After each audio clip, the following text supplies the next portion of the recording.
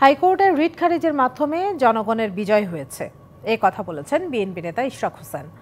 আন্দোলনরত কর্মী সমর্থকদের ধন্যবাদ জানান তিনি। এছাড়া ৪৮ ঘন্টার জন্য আন্দোলন স্থগিতের ঘোষণা দেন ইশরাক।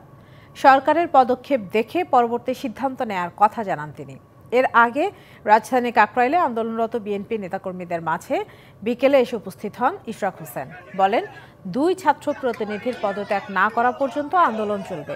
এ সময় আনন্দে ফেটে পড়েন সমর্থকরা।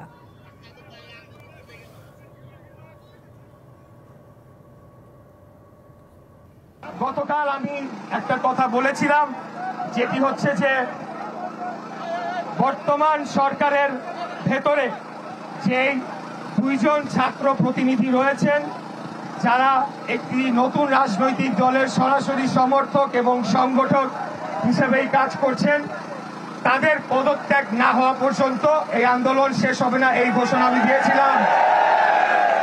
আমি আমার সেই ঘোষণাকে পুনর্ব্যক্ত করতে চাই। তাদের পদত্যাগ না হওয়া পর্যন্ত এই আন্দোলন চলমান থাকবে। নগদ পেমেন্টে ৫০০ টাকা পর্যন্ত ক্যাশব্যাক আর লেনদেনে প্রতিদিন ডিপ ফ্রিজ এবং ঘন্টায় ঘন্টায় এসি টিভি সহ দারুণ সব গিফট।